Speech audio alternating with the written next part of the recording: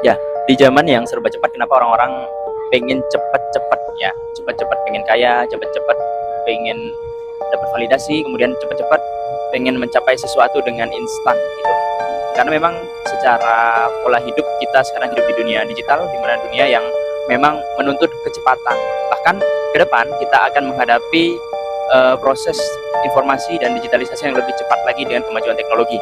Nah, dalam teori Maslow ya, teori Maslow yang hari ini mungkin populer di kalangan beberapa orang, seseorang ingin segera cepat-cepat untuk berada di titik puncak ya, di titik puncak kebutuhan atau hierarki kebutuhan dari teori Maslow.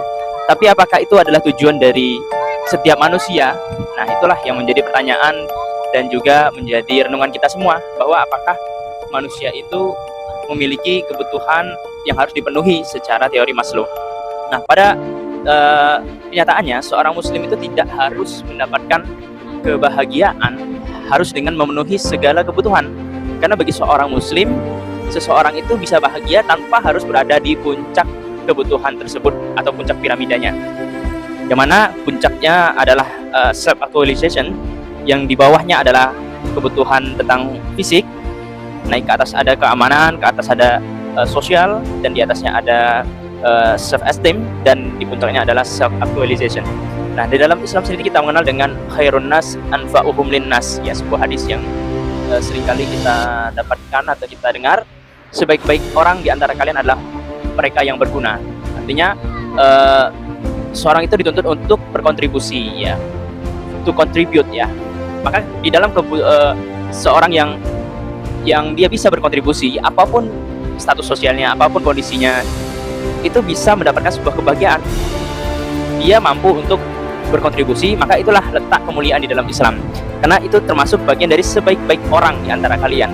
Jadi patokan seorang muslim itu bukanlah tujuannya mendapatkan puncak tertinggi dari hierarki kebutuhan itu, tapi bagaimana kita memahami di dalam hadis-hadis Nabi, di dalam Islam ada kategori-kategori orang-orang terbaik, dan itulah kategori-kategori itu yang harus kita coba untuk perbaiki, coba untuk kita capai.